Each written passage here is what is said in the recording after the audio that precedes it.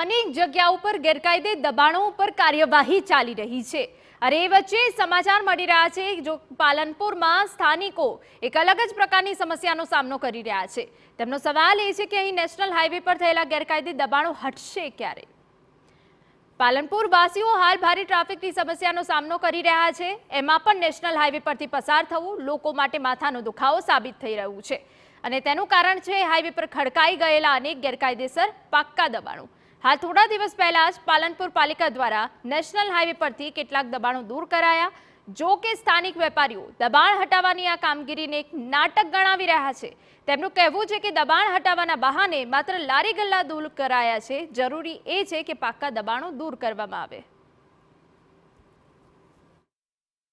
આખા ટોટલી ગુજરાતમાં એક જ આ એવું પાલનપુરનું શહેર છે। એ ટ્રાફિક આટલી બધી થાય છે, ટ્રકો અને લક્ઝરીઓ આ એ હાઈવે ઉપરથી એમને વૈકલ્પિક વ્યવસ્થા કોઈ કરી દેવામાં આવે તો ટ્રાફિક ઘણી ઓછી થઈ જાય। બીજું આ હાઈવે ઉપર ખૂબ પાકા દબાણો ખૂબ કરેલા છે, એ બી નેશનલ હાઈવેવાળા જે નોટિસો આપીને એ પાકા દબાણો બી દૂર કરી નાખે, રોડ પહોળા કરી નાખવામાં આવે અને રસ્તા બી ક્લિયર, જે માટી બધી રોડ ઉપર આવી જાય એ રસ્તા બી ક્લિયર કરી નાખવામાં આવે તો ટ્રાફિકની સમસ્યા ઓછી થાય, એક્સિડન્ટની સંભાવના ઓછી થઈ જાય। એક્સિડન્ટો બી બહુ થઈ રહ્યા છે।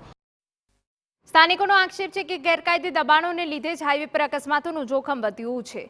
જો કે આ આક્ષેપો વચ્ચે NHAI દ્વારા પાલનપુર એરોમા સર્કલથી હનુમાન ટેકરી સુધીના 42 એકમોને નોટિસ ફટકારવામાં આવી છે, જેમાંથી 25 તો એવા કોમ્પ્લેક્સ છે કે જ્યાં પાર્કિંગની જ વ્યવસ્થા ન હોય। લોકો પોતાના વાહનો હાઈવે પર પાર્ક કરે છે અને લોકોને ટ્રાફિકની સમસ્યાનો સામનો કરવો પડે છે।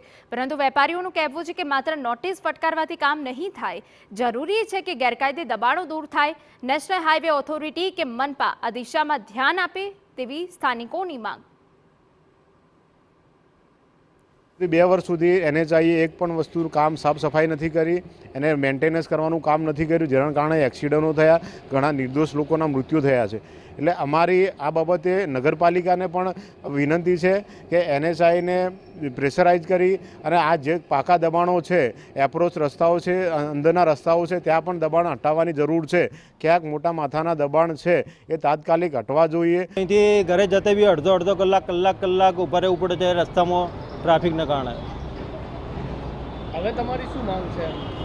NHAI જે દબાણો દૂર કરવા માટે નોટિસો આપી એ પ્રમાણે ધારાધોરણ પ્રમાણે પાલનપુર એરોમા સર્કલથી બિહારીબાગ સુધીના જો બધા જ પાકા દબાણ દૂર કરવામાં આવે તો બધા જ ટ્રાફિકનો પ્રોબ્લેમ સોલ્વ થઈ જાય।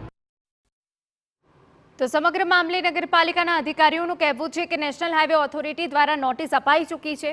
જો સ્વેચ્છાએ આ અનધિકૃત બાંધકામને તોડી નહીં પડાય તો તંત્ર દ્વારા દબાણો તોડવાની કામગીરી કરાશે અને હાઈવે દબાણ મુક્ત થાય તે માટે ચોક્કસ પ્રયત્ન કરાશે। 4 દિવસ પહેલાં જ આપણા હાઈવેના દબાણો દૂર કરવામાં આવ્યા હતા નડતરરૂપ, જેમાં નેશનલ હાઈવે ઓથોરિટીને પણ સાથે રાખવામાં આવી હતી। નેશનલ હાઈવે ઓથોરિટીએ જે એમના જ્યુરિસ્ડિક્શનમાં આવતા હોય તે અંતર્ગત નેશનલ હાઈવેની આજુબાજુના જે ઇમારતો છે તેને તેમની જોગવાઈઓ મુજબ નોટિસ આપેલી છે। નગરપાલિકા પણ ટાઉન પ્લાનિંગ એક્ટની જોગવાઈઓને ધ્યાને રાખી અને મંજૂરી વિરુદ્ધ જે બાંધકામ થયેલા હશે તેના ઉપર કાર્યવાહી કરશે।